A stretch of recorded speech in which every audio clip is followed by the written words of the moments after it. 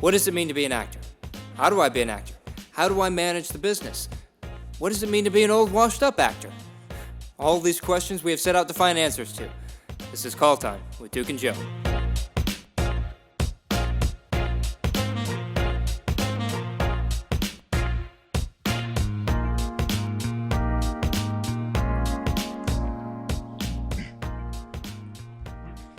Welcome to Call Time. I'm Duke Pierce, and this is my partner in crime, Joseph Garcia. We are joined today by our two... Jose. I've never been Joseph in my life. I'm Jose. Oh, I've been saying it wrong this entire time. You can just call me Joe.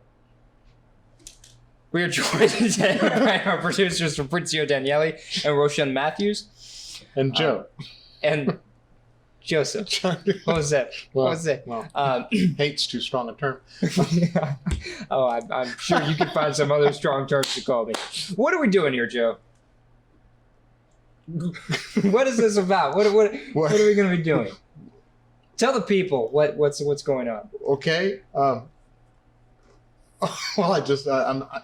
I know we're going to be interviewing some actors, so I guess we're going to have a show here for actors, about actors, and what actors. You have no idea what's happening. I can't work this way. Please sit down. Come on, your framing messed up now. No, I'm back. Come back. See?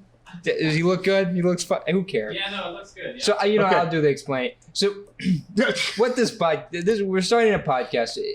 This podcast is to reflect someone who is about to enter the business. Me. Yeah. And someone who's been in it for a very, very long time.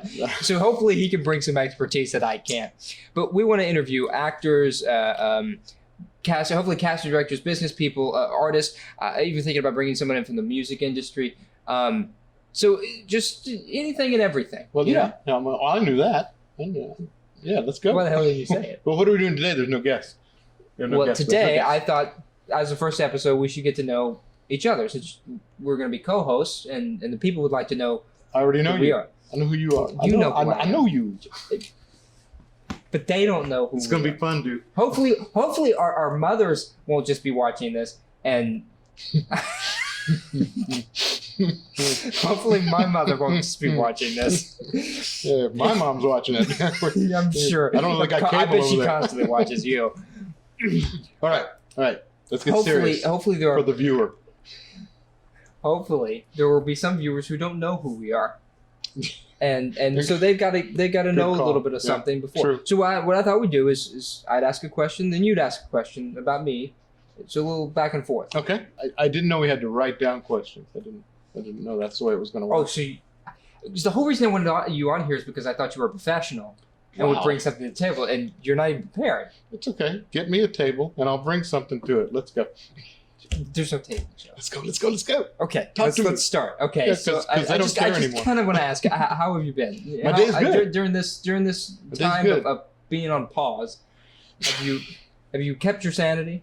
No, not you at ever all. Have Not at all, dear. Yeah, I mean, you do what you do. How have you kept busy? What have you been doing?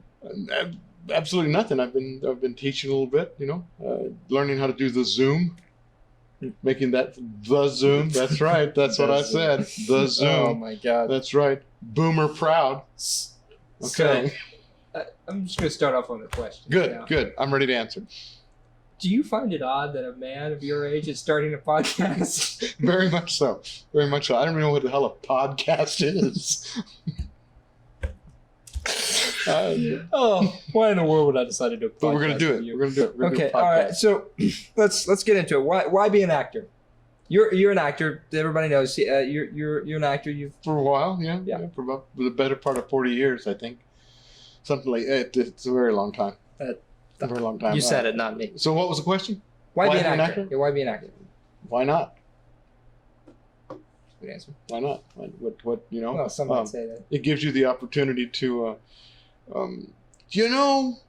I could flip hamburgers and work, at Denny's on the line, or I could be an actor. I chose to be an actor. That's all. That's pretty much the way it goes. I think it's something innate in all of us. I mean, it's not. I don't think you choose to be an actor. I think you just are. I'd agree with that. I think you just are. I think it's who you are.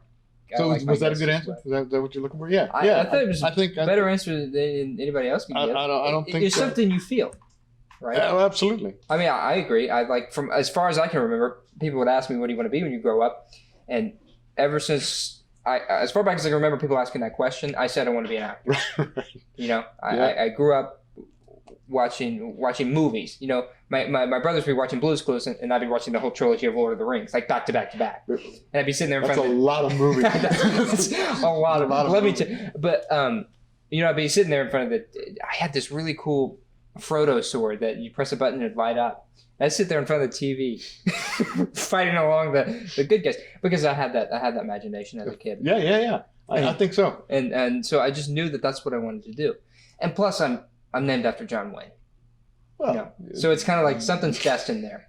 The Duke, yes. The Duke, yes. It's got to be a liquid U. Not with him. You go to the academy? Duke. Since you touched on that, you're from Houston, Texas, right? Yes, originally from Houston, Texas. And so you came out to Los Angeles. Why did you come out to Los Angeles? You came out here for school, right? Yeah, to go to the academy. To go to the American Academy of Dramatic Arts. I wasn't here when they... But I also went to the academy. Yeah, no. I went to the academy. What brought what's going on here? What brought you to LA? Was it the academy? It was the academy. Actually, I had a roommate who was going to come and audition for the school, and the person she was going with to the audition, it was being held at a hotel. in a hotel room at that point, so she didn't want to go by herself because she don't know these people in the hotel room. It was a double suite, so you had to So the person she was going with decided not to go with her, so she came and knocked on my door and said, "Come with me to this audition." I went with her, and I'm sitting there on the sofa, half asleep, and the little guy behind the desk says, "Hey, would you like to audition from the academy? You have a great face." And I was like, all right. And I went in there, and evidently my face was great enough. So they're obviously not seeing what I'm seeing now. Wow. That's. Isn't it kind of funny that that's how a lot of what happens in our business happens that way? Oh, absolutely. You know, you're just sitting outside some room, and some other producer walks by and decides, "Hey, you want to come audition for my movie?" Or you know, I don't think it happens that way all the time. But you know, Denzel Washington has a quote, and I may be paraphrasing here. It's luck is being prepared when opportunity comes along. Oh, absolutely. So so there is no luck. So nobody comes. You're prepared. You don't just sit on your couch and people come up and go, "You want to be in my movie?" No, absolutely. No, you got to have the hustle. You got to have the preparedness. Absolutely. And for those little things in life that come up and give you a boost. Well, yeah, because you can be talented. Nobody cares that you're talented. You got to be a hard worker. Nobody cares that you're talented. You have to make your own opportunities, especially in this business. Well, yeah, that's even happened to me in my short career. Oh, you know, I was auditioning for a community theater production. It was a junior production of Three Musketeers, and I was sitting. D'Artagnan. Yeah, you look like D'Artagnan to me. I was auditioning for D'Artagnan. Yeah. And I would like to play D'Artagnan. Yeah. Wait, is that the guy you called D'Artagnan? The original name is D'Artagnan, right? In French? Oh yeah, for you people who aren't from this side of the world, D'Artagnan. D'Artagnan. Seriously? Wow, I was just offensive to French people. I'm sorry. What, he's being over here offensive to how we speak. D'Artagnan.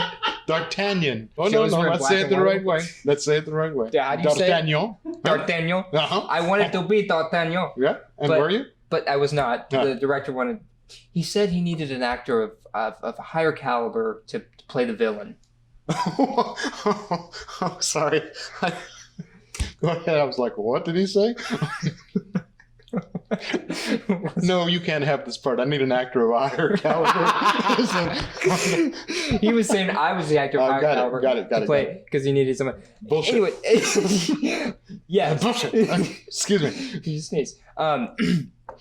Yeah. But I was sitting outside waiting to audition. I'm nervous as all get out, and this director of the summer musical comes out, and the summer musical is the big deal at this community theater. Everybody comes to see the summer musical. It's packed house almost every single night. And he was talking to his assistant. He was like, we need to fill these small parts. We're about to start, and we just need to do it. And he looked over and goes, "Do you want to audition for me?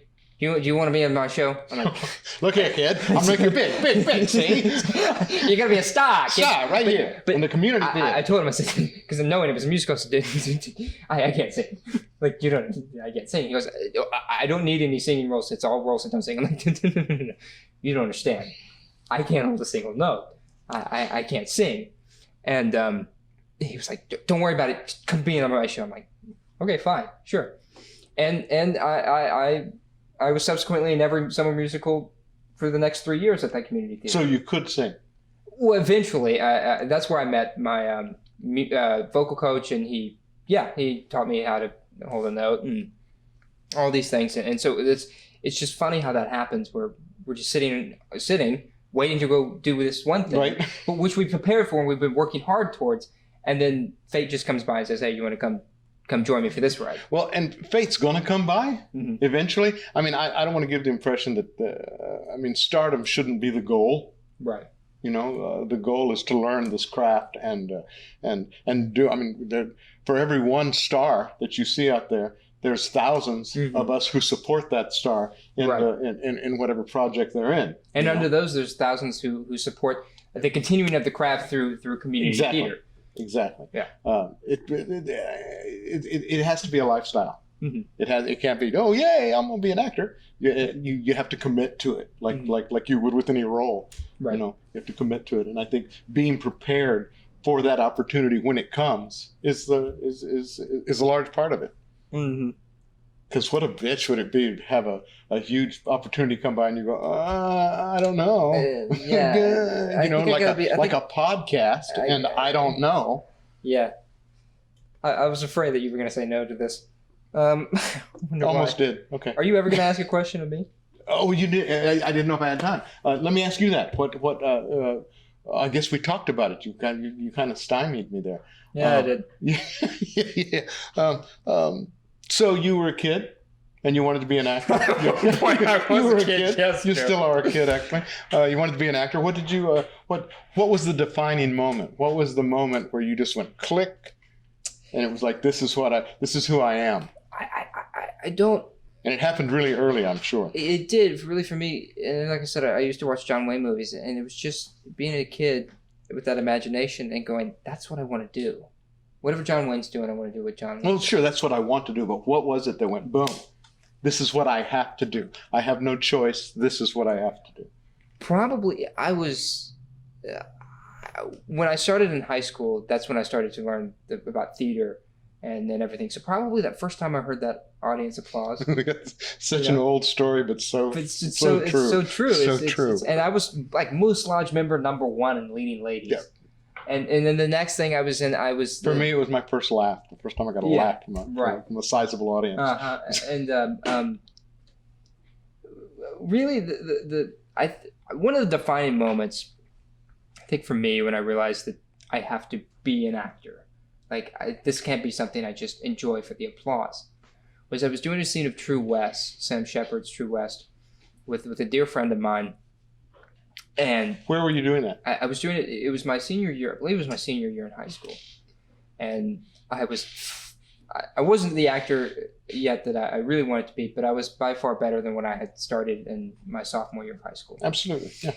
And it was the first time, and I didn't have the vocabulary to describe it yet until I came to the American Academy of Dramatic Arts.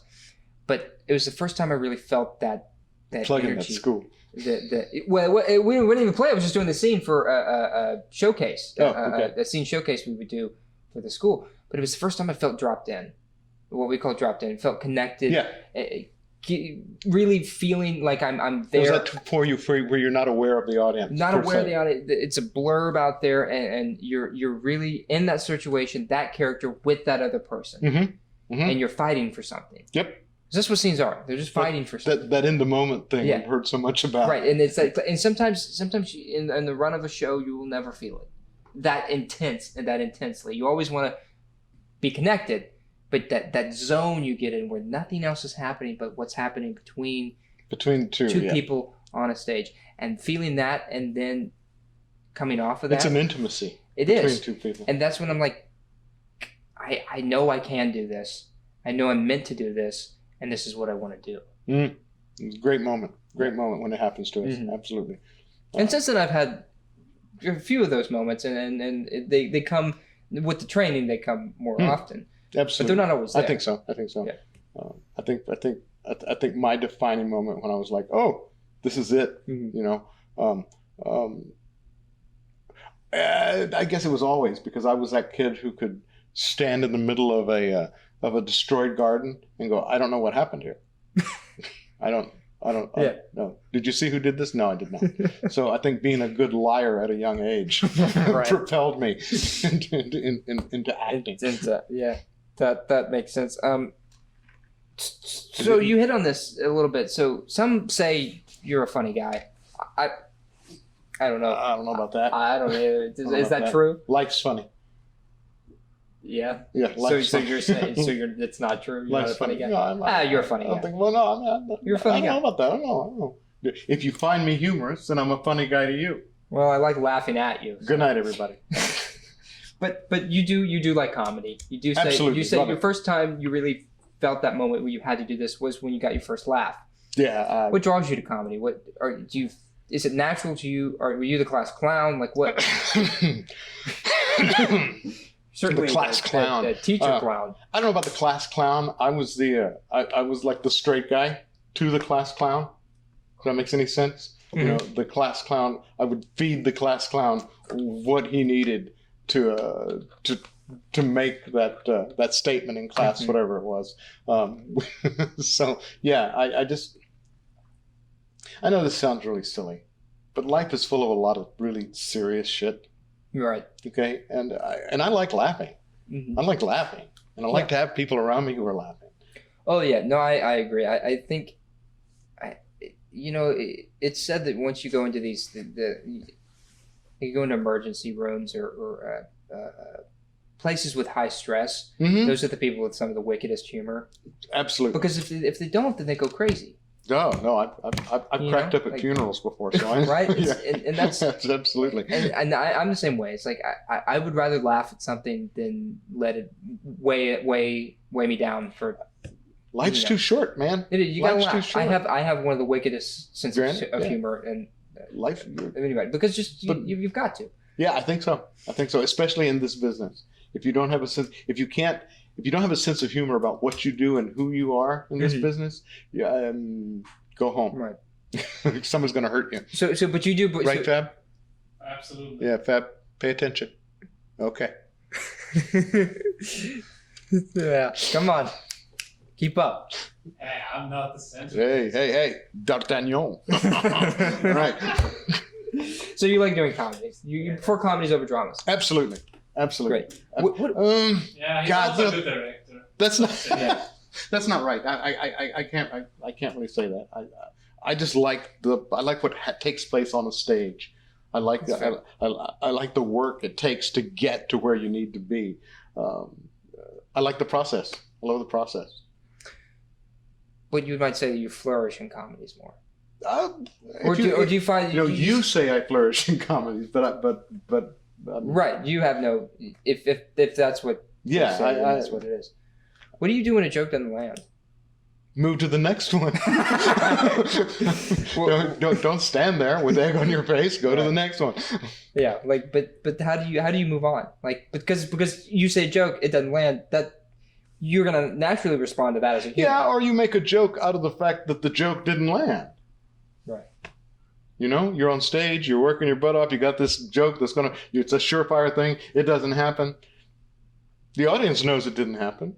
Make it a thing. Make it a thing. Yeah. Yeah.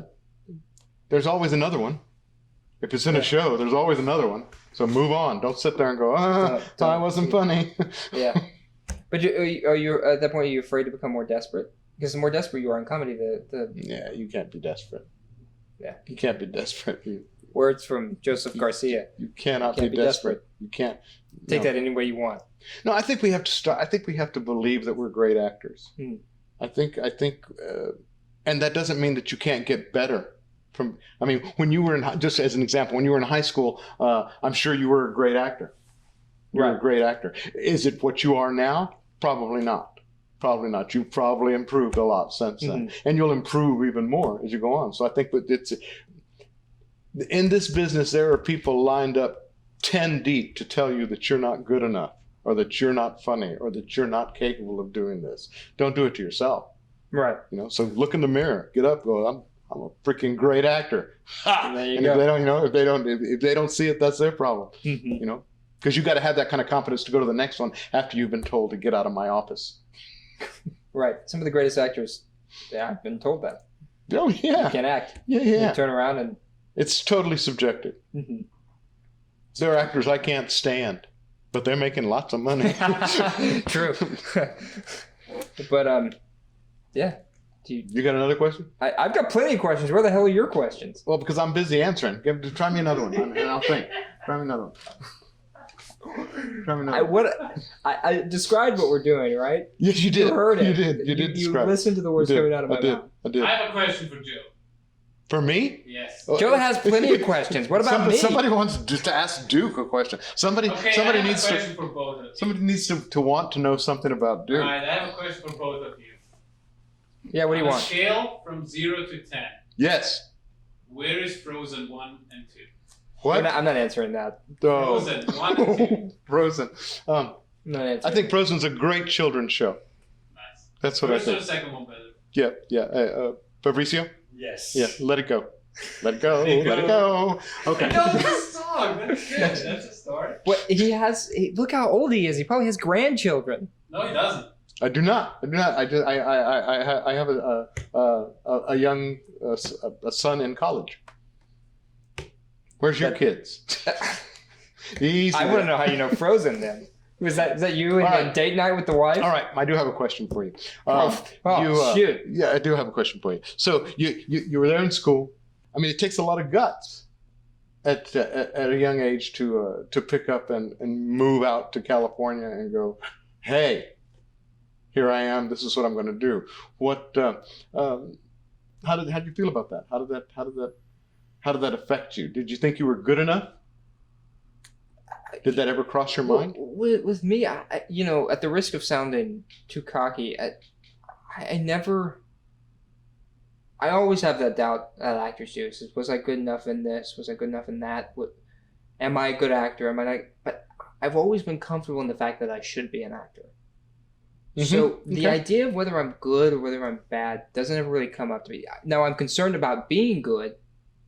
I want to be the best actor I can be, and I want to do all the work and whatever role or whatever project I'm working on, so it's good. But I never really worry about if I'm good enough, because I understand that this is what I'm supposed to be. Okay. I'm so ingrained in that knowledge that I never worry about am I good enough to make it? Am I good enough to be an actor? You're about the craft. About the craft. Can I tell you how much I hate it when people use that word? The craft. The craft. Yeah. No, it's so pretentious. Or Yeah. come, let's do my play. It's going to be a journey. Stop. You don't like the journey? No, you know what? We're rehearsing a play. A journey. I got to be in a car for it. True. We share something in common. We're both big David Mamet fans. Yeah, absolutely. And absolutely. he's kind of I've read a lot of books on acting, and I think his is one of my Bibles on acting. Yeah. But his big thing is all you got to do is just do it. Get up there and Just do it. Just do it. The Nike method. Right. Just do it. What does the book say? The book says cry. All right, you better figure out what it is that causes this character to cry. Mm-hmm. What it is that, and you don't have to do tears. People cry all the, but I mean, you just do it. Yeah, I say this all the time. After you spent all this time worrying about how to do it, when you're going to talk yourself out of it. Exactly, but people said I see actors all the time, usually young actors. They have all these tears, and it's like they have all these tricks to pull a nose hair or something, or listen to sad music and tears stream down. Right. But it's not rooted in something. Well, it's when you see that, when you can tell the difference. Because when you see actors that are like that, you don't care. Right, but if you look at Robert De Niro, I don't think I've ever seen his face streaming with tears. He's had breakdown scenes. Breakdown scenes, He's absolutely. a very good breakdown scene. He's one of the best actors of our time. Yeah, without a doubt. And without a doubt. but you never see him just bawling. And even when he does have breakdowns, you rarely see a tear roll down his He cheek. doesn't have to. He doesn't. That's my point. As long as it's rooted in what it is and what you're doing in the story. When you're telling the story. When you're telling the story, it's there, and you don't have to worry about it. Yeah, you won't get any argument from me. Well, are you going to bring anything to the show? I am. I'm bringing. I asked a question. Okay, wow. So it's my turn to ask a question. Wow. So you're a teacher I don't, too, right? This is you going to be here all the time? Most likely. Okay, let's go. I'm the one who came with a clipboard and printed out questions. It's like a steel trap. They're all up here. Right, here. So let me hear another question then. Oh, no, it's my turn. Oh. My turn. My turn. You're a teacher. Oh, yes. Sure. You teach at your alma mater, right? I teach at the academy. Yes. Yep. The academy. Well, so tell us about that. What drew you to teaching? Do you like teaching? Like what? For a long time, I just directed and acted. I didn't feel like I had the patience to teach because I knew how I just didn't think I had the patience. And you do now? I do now. Interesting. I think with age comes a certain stillness and a certain ability. That's because it hurts to move. Yeah, well, there's that. there's that. But yeah, I think I became. It took me a year or so, but I started really loving it. Just really, because I'd coached people, and then I started teaching here, and it's. I can't think of it. I love it. I really love it. Does that answer the question? Is there more? No. Am I there? So once again, how this works is I ask a question, you ask a question, right? Yeah. So naturally, when you finish answering a question, I should jump right in with the question. You go ahead. Well, you want me to say something else? Wow. How did you make your path into the business? My path? Because you have some pretty good credits to your name. You were in the movie of Daredevil. You have an ER credit. You have a Malcolm in the Middle credit. Right? Yeah. So you were in some of these big productions. You looked at me like you don't remember. So did I pull the right notes? She's talking about me. No, yeah. You have some significant credits. My path has been. I'm a working actor. That's what I did. I'm not famous. I'm not big. But I'm one of the work-a-day grind actors, your day player actors. He does have some nice credits. What's that? He does have some nice credits. Oh no, they were fun. More girls. They were fun, yeah. But I mean, but I'm talking about it's the kind of thing that it's again the hundreds of actors out there the nameless ones that you don't see that keep this business rolling. Right. That keep it rolling. That guy that was in that one thing that has his name, I can't remember. Yeah, that guy. But I really like him. But I really he's really like good. That guy. Well, I don't know if they say that about you specifically. No, I'm not suggesting that at all. I'm just suggesting that there's tons of guys people that you see on shows on television, and you're like, I remember him, and I happen to have a pretty good memory for what they'd done before. Mm-hmm. So we sit there with my wife, and I'm like, "Oh, he was in this. She was in that." Thing, yeah. I'm constantly on IMDb. She hates it. Yeah. All that stuff. Yeah. But I think, So that's how that's what I've done. I mean, I'm not a household name, but I put some food on the table doing this. So, there you go. So that's an important thing. What was your big surprise? What surprised you most when you got in class? Because obviously they're teaching you something different in class than you learned in high school. To listen. To listen. What is that? What is that to you? And like I said, in that True West scene, I had discovered what that was. I didn't quite know where it came from and how it is, but to listen is to be present in a scene with somebody and really hear the way they're saying the words, and the way they're moving their hands, and the way. What does it mean to be present? To be present is well, to me it's breathing. I become present through breath because at the academy they teach you how to properly breathe. We spend all of our life teaching ourselves to breathe wrong.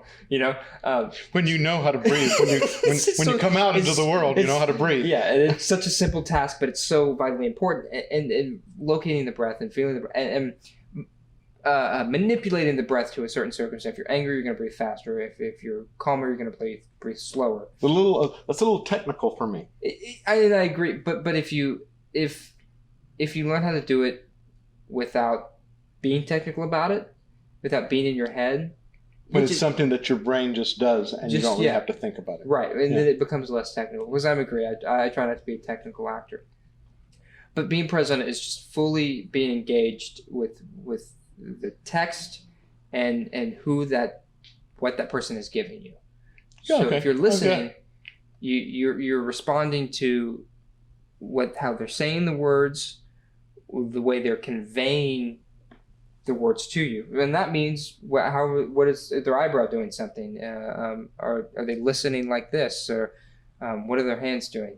Are they wringing their hands? That means they're nervous. Is that and that affects the way you. So you're listening with everything. You're listening with your entire body, and that affects the way your language comes out of you. I'll buy that.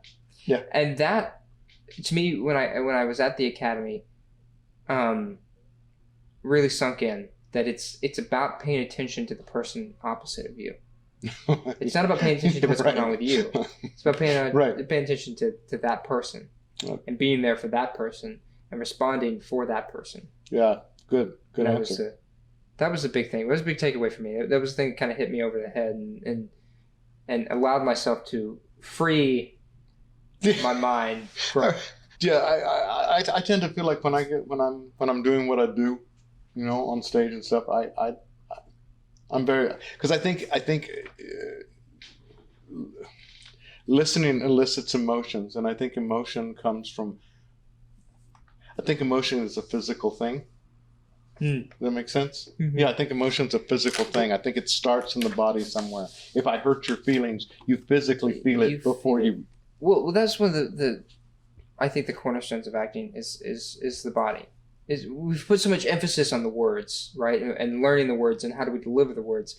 Then you just end up being a talking head, right? But yeah, the body is so vital in the response of what you're getting, and conveying your emotions, and what you need. So I absolutely agree that the more you're in your body and the more your body is responding and the more your body is listening, the better you're better. Absolutely. Give. Absolutely. I agree. I know a very interesting story about you. Oh, no. That's not what this is about, you almost worked with Al Pacino. Yes. Keyword there is almost worked with Al Pacino. Yes, I almost. I think this business is a lot about almosts. Yeah. Our job is to audition, right? So you need to get really good at auditioning. I went in. I auditioned for a movie called Heat. I love that movie. Heat. I went in and auditioned for a movie with Heat called Heat. Heat's a movie with Robert De Niro, Val Kilmer, Al Pacino. Dennis Haysbert's also in it. I'm trying to think. There's another. John Voight. Dennis that one of the best scenes ever. The one between Al Pacino and when they're at the table, right? They're sitting at the diner. It's really cool if you watch the script to screen, and there's a point where the script just stops and they just go. Yeah, They just go. Most of that scene is just them listening, responding, and just making it up as they go. It's brilliant. They make listening an art. It's making an art. But please continue. How were you almost on that movie? I went and I auditioned with my best audition. I went in there, and Bonnie Timmerman, I think, was the casting director. I'm dropping names. Bonnie Timmerman. Hey, Bonnie, I'm still around. She's not watching. She's not watching it. No, damn it. So I got the role, and I'm starting reading the script.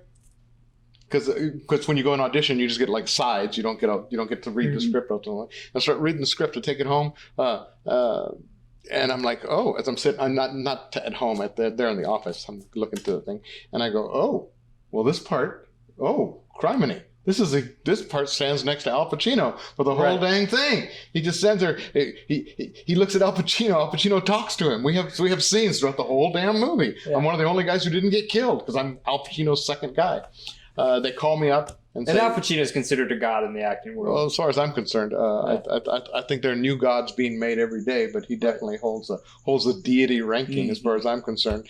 So they call me up at home at 5 o'clock, and they say, "Hey, you got this role. Blah blah blah. You're Al Pacino's right hand man." I'm like, oh, can't breathe. I'm happy. I'm celebrating. I call friends over. They all come over. We're drinking. We're going, yay! This is the beginning. This is the beginning. During that particular time, the phone rings again, and they tell me they have decided to write that part out. This was 2 hours. 2 hours after I'd gotten the role. So I can't think of a better example about auditioning. Auditioning is what it's about, not the. Would you have made it? Would you be a superstar now? I don't know. Who knows? Who knows? Who knows? I do know that I drank a lot harder after I got that call. I do know that. That's the secret. This is what we do. This is our life. This is if you're not going to live it, you need to move on. You know, I inspiration. Wow. You got to be your own inspiration in this. I know. I'm serious. I hope you leave inspired. Inspired. Because I'm inspired, Joe. You inspire me. No, you inspire me.